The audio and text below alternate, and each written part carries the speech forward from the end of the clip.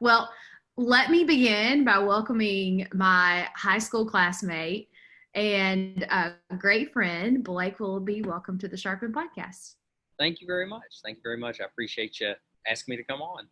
Well, it's been a long time coming, for sure. I'm glad we could make some time for it. I was thinking about if we had a picture for this episode, we should go back and find that high school superlative picture because it really dates us because it's like we took a picture basically with like a landline phone for this class, for the yearbook. And one day our kids are gonna be like, mom, dad, who is that? And what are you all holding with that like curly line? And so now I feel so ancient with all these pictures with you, Blake. We like look so old now with all these outdated technologies.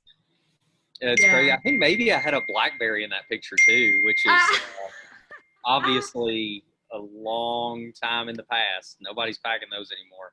Yeah, but you were so cool when you had your BlackBerry because no one had one. Yeah, I thought so too. I know. Look at us now, man. Well, it's good to have you here. For those that are meeting you for the first time, they're very fortunate today to get to know you. Tell us about who you are, and then also Blake, the work that you do. All right, so Blake Willoughby. I'm 31 years old. Spent a lot of the early part of my life. I went to grade school and middle school in Louisville. Actually, I was grew up the first part of my life in Irvington, which is in Breckinridge County. And then we moved up to Louisville for a little while, went to grade school and middle school at St. Agnes up in Louisville. And then high school came around and our family decided we wanted to be back home. So started at Breckinridge County High freshman year. And, from there on went to UK, got my degree in accounting and economics undergrad, and took part in the 1-year MBA program UK, which was an awesome experience. And then graduated MBA May, June of 2012, and started full-time working with my family's banking organization. I currently work, I'm president of First State Bank's kind of my day-to-day responsibility, but also president of First Breckinridge Bank Shares and chairman of Meade Bank Board. So what that means, basically, between those two holding companies, we own and operate 7 community banks across Kentucky, pretty much Louisville in one corner, Lexington in one corner, down to Bowling Green, and kind of fill out that triangle in between. So First State Bank, Meade County Bank, West Point Bank, River City Bank, Bank of Clarkson, American Bank and Trust, and Bank of Lexington. Yeah, you guys have a very big scope there. And you said community bank. Blake, when you and I reconnected recently, you shared a little bit of the kind of the original story tell us a little bit about that, because I found that, I just guess I hadn't heard that from you. That was probably not our high school topic of conversation, but tell us a little bit about your all's rich history. So First State Bank was the original bank in our institution. It was chartered back in 1903. Mm-hmm. It was one location in Irvington, Kentucky.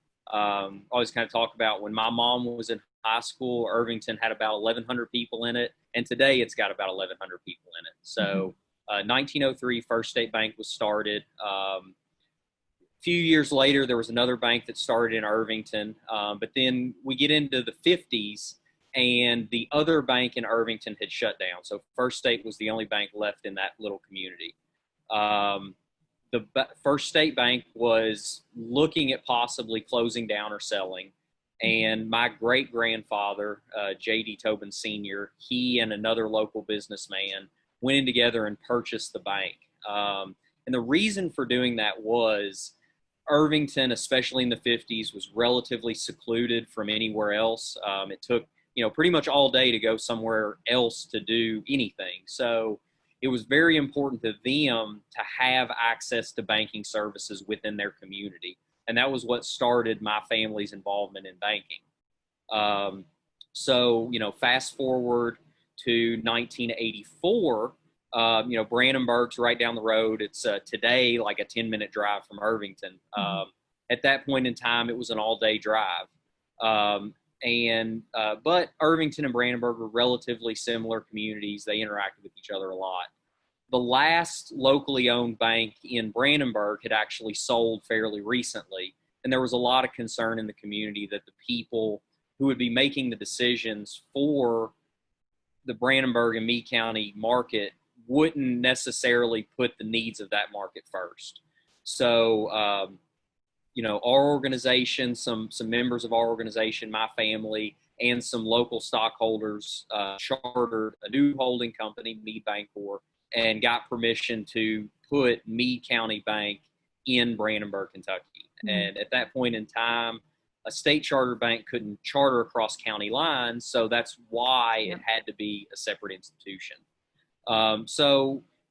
Making sure that banking services are available and part of a community, and the decisions governing how we do business in those communities are made by people within those communities have really been a hallmark of how we have operated long term.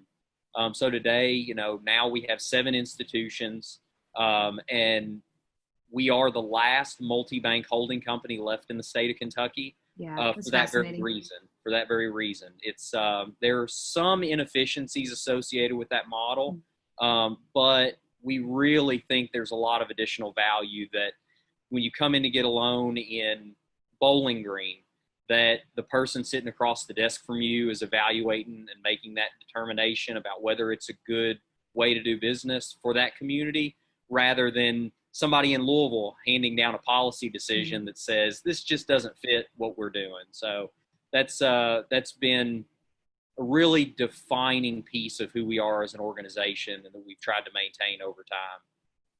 Well, I just commend you because you said, like, yeah, there can be inefficiencies, right? Like, there are the trade-off, but what we think of in terms of efficiencies, especially in how fast-paced our society is.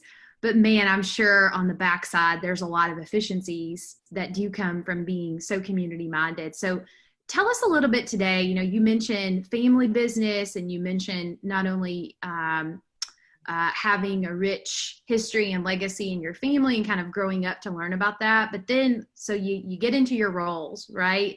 And how do you stay true to this mission of being so community-minded, community-led, also with the balance of making the change and the progress that needs to come just over time, right? So tell us a little bit about how you think about that, especially as a young professional yourself.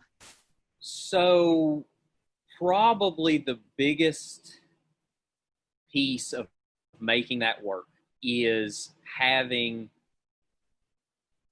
a lot of access to different positive opinions and different perspectives. For our organization, because we have 7 institutions, we have 7 presidents, and those presidents are responsible for the day-to-day operation of those pieces of the organization.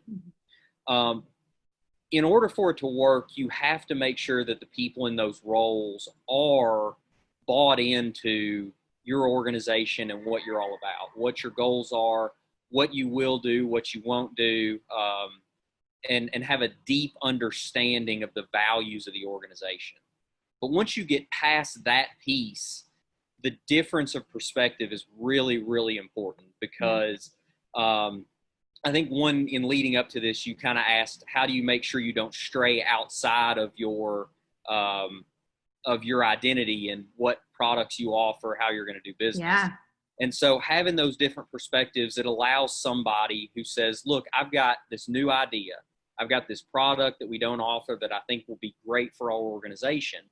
And to be fair, and I've had a lot of them, sometimes those really don't mesh or live up to the identity of the organization. And because you're so close to that idea, maybe you lose sight of that.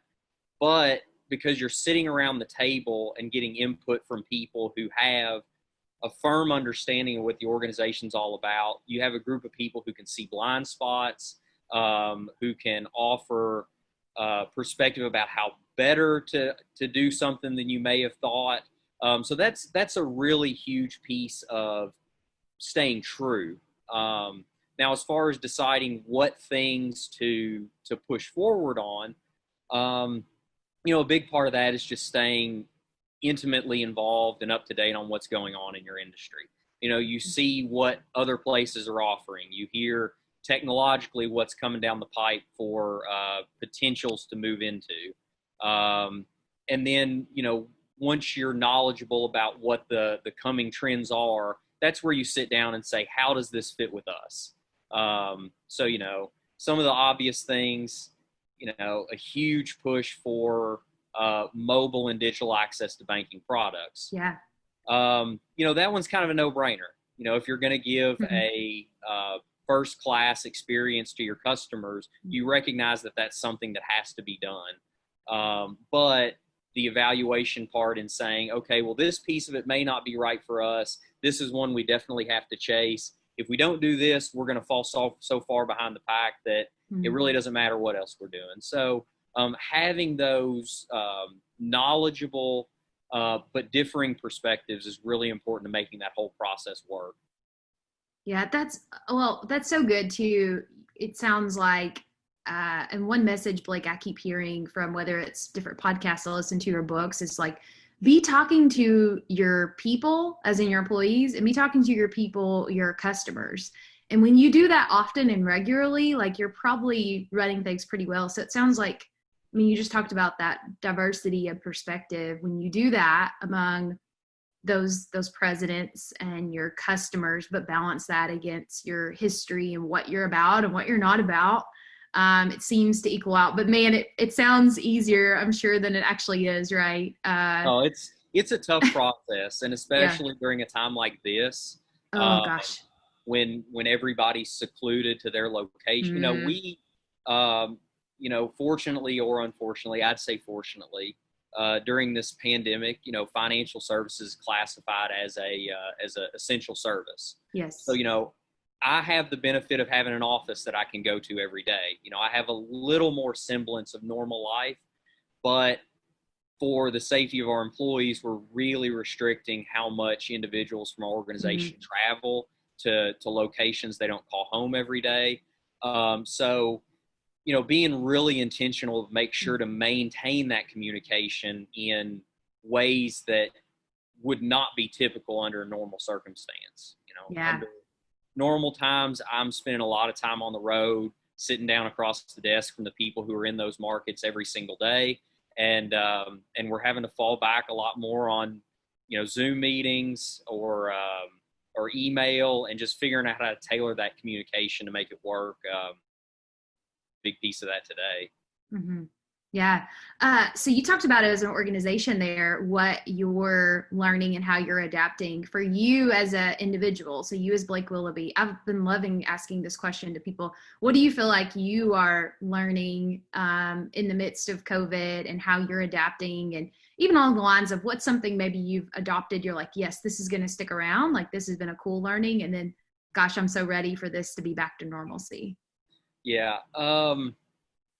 One thing that's come into stark focus through this is the idea that just because you can do something doesn't necessarily mean that you should. Yeah. So we have had a lot of discussions about the concept of work from home. And in instances for safety of our employees, safety of our customers, when we have to accommodate a situation like that, we most definitely can. But we have seen how important it is for our customers and our markets to have a face-to-face interaction with somebody that they trust.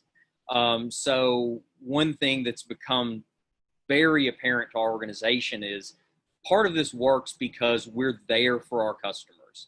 And whether that means, in the COVID world, making sure you're there to talk to somebody through the drive-through window, or setting up an appointment where they can enter a bank facility safely and have those conversations that they need to have, rather than just saying, look, we can set up a laptop and set up a Zoom meeting, but that's not who we are as an organization. So figuring out a way, not only to make those things work, but to make them work safely, has been really, really important to us. So that's been brought into stark focus for our organization during this process. Yeah, gosh, that's so good. It sounds like too what you even started out with, it's just talking about like staying true to your identity and your mission, but then also adapting when you need to, but then knowing when to pull the reins back and say, you know, no, no, no, this is not who we are, even though this may be how everyone else seems to be operating. But that's so good. Blake, I mentioned earlier, you even shared in your intro. So for a lot of our listeners they're hearing you today, they're like, oh my gosh, like you know, he's similar in his career stage as me. You know, we've been, they might have even heard the year you graduated with your MBA, and that was the same year they did as well. But so you're a young professional. You have a lot of responsibility too. You shared your work responsibility, but you're also a spouse and you're a father, and you're a community member, and you have all these things going on. Tell us a little bit about what you're learning as far as the whole life picture. And then also, my other question for you is if, like, reflecting on, because you and I are nearing I always say Sharpens for the first 10 years of your career. Blake, we're almost on the tail end of that. We're just about there. We're old. But what do you feel like, you know, that you would want to go back and say, hey, I've learned this, or that maybe, I always hate to say, like, what would you go back and change? But what have you reflected on kind of looking back in this 10 years of your career? So I loaded a lot of questions to you there. So, probably one of the biggest things that I've learned through the last few years is if you've gotten to a point where you have a strong team around you, it is really important to recognize that you don't have to be present to do everything all the time. You know, especially early in my career, I want to say, especially in the last 2 years, I've gotten a lot better about recognizing when and where I can kind of turn off the work hat and leave a little more time for my family. Yeah. You know, used to, you know, my phone would buzz at 8, 9 o'clock at night, and I couldn't make myself, you know, not pull the computer out and shoot back an email. Which I still do a good little bit, but, you know, take the time to think about a situation and say, look, is a response at 9 o'clock tonight really going to get this problem any further towards getting resolved? Or do I need to wait until 8 o'clock when my team's together and, you know, circle the wagons in all at once? Is that extra 6 hours really going to make a difference in the result of how this turns out? And, you know, being able to recognize when those situations occur and when it's okay to kind of put something on the back burner and devote the extra time to my wife and my 2 little boys, that's made my life, I think it's made the life of my family so much better. That's not to say that there aren't times when, you know, you've got to lock down and take care of something right then. Sure. But at least being intentional about recognizing when those times are and when they aren't will go a long way to making life a whole lot easier to handle for us. Yeah, no, I appreciate you saying all that. That's it's such a balanced perspective too, because you're right. I mean, there are literally sometimes you need to be in your office at 9 p.m. because it is that crunch season, or there's just something, right? Like that happened. Stuff has landed on the fan. But then that should be probably the exception and not the norm, right? As far as how we have that balance. So I have another question for you too. So you in your work and your leadership and your responsibility, I mean, often you are probably the youngest person in the room, right? Like you're probably that young gun. So tell us a little bit about how you approach forming relationships across multiple generations. Because whenever I can attest to, Blake is a very brilliant young person. There was a reason I always wanted to sit next to Blake in AP chemistry to say, hey, what did he mean by this? So I can attest to, you know, you're super sharp and you've always been a learner. and at the same time, when we're in our 30s, like there's just things we don't know because we're in our 30s. So then how do you also, not only do you have formed relationships across multiple generations as the young gun in the room, also how do you approach just, where we have those, we have lived experiences and you have great knowledge, but how do you approach just that learning gap of whenever there is so much to learn as the young person? So, for me, in general, I've been very fortunate. I started working full time with our organization in 2012, like I said, but I worked part time through school. So I had a lot within my organization specifically, I had a long track record of interacting with the folks that I'm interacting with today. So I guess professionally, I had a leg up in that the folks that I was interacting with, I knew that they already knew where my shortcomings were. They knew where my strengths were. So it was very easy for me to recognize where I fell short and to reach out and ask for help. And I think that that's a shortcoming that outside of my my institution, especially early in my career, I was really reluctant to say, look, I'm just not where I need to be on this issue and I need some help. But I think that's a huge part of being able to be successful and being able to have successful relationships out in the wider world is to be able to say and lay on the table where you're not quite up to speed with where you think you need to be, or what you think is a part of that role. So, and 90% of the time, people respect that. Will respect the fact that, you don't know something, but you're comfortable enough to be able to say, look, I really need your help. And most people really appreciate being asked for help. So, trying not to prove to everybody that you know everything. The places that you are really strong, those will be your spots to shine. And everywhere else, it means just as much to show that you're able to work with folks. So not being reluctant to ask for help, ask for opinions, ask about their experience. And I think that someone who can do that in a genuine way and show that they really just want to continue to grow, that's generally accepted really, really well. Yeah. Such a good reminder, right, of the importance of humility, no matter like what role you have in an organization. So that's so good. And by the way, just to go back, I also wanted to hang out with you in AP chemistry because you're a delightful person and I love being around you.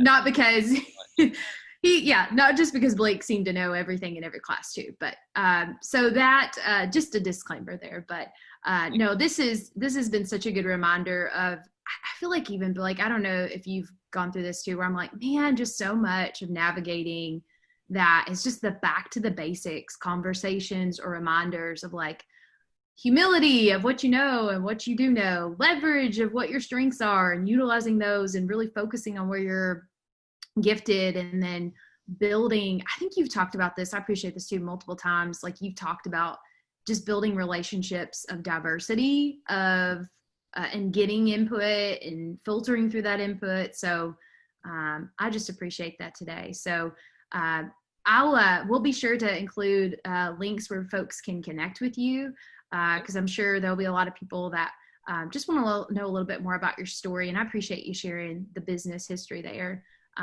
We, like every episode of Sharpen, we love to ask our guests 2 questions every time. The first of which, and you've done this beautifully throughout, but we'd love for you to make a shout out to someone or a group of people today.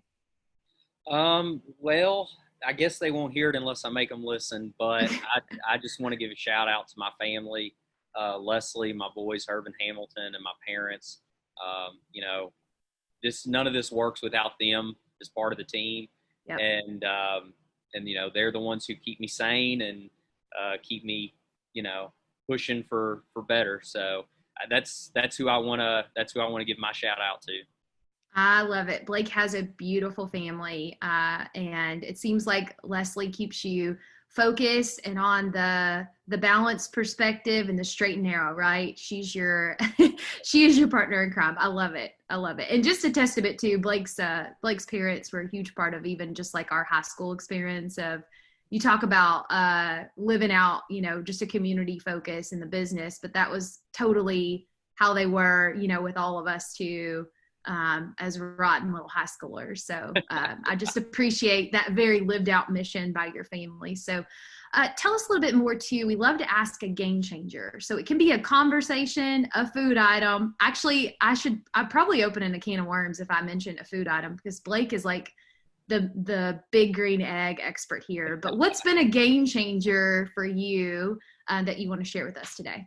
Well, I'm going to take a little different route. I do love the big green egg, and I spend a lot of time smoking, but I really wanted to take an opportunity to give a shout out to the Live Like Landon Foundation. I'm sure you remember Landon Casey. Yeah. I got to be friends with Landon very close over the last few years.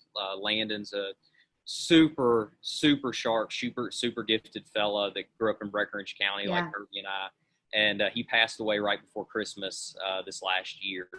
Since his family has started the Live Like Landon Foundation, which is going to support scholarships, grant programs, and creativity funding for primarily young people who inspire others. Landon really was a game changer in my life. 100%.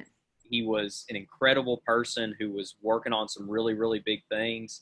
He actually had a company that he was in the process of starting that his family has kept going and is hopefully on the front end of launching Reach Influencers. But I wanted to give a shout out to the Live Like Landon Foundation. I think that they're going to make some great impacts in the lives of some young folks. You can check them out at livelikelandon.com and Instagram at Live Like Landon Foundation. So that's where I had to give my game changer to. Oh, I love that, Blake. Thank you for doing that. We will for sure link the website as well as Instagram. So please check out that foundation. Yeah. Well, Blake, thank you for your time today. This has been selfishly just a great way to get on your calendar for a little bit today. But I know our audience will love hearing from you. And as someone who has grown up in rural America, and for someone who now lives out that kind of mission of that, I just love the work you're doing. So we're rooting for you. I appreciate it. It's been great to reconnect over the last few weeks, and thank you for having me on.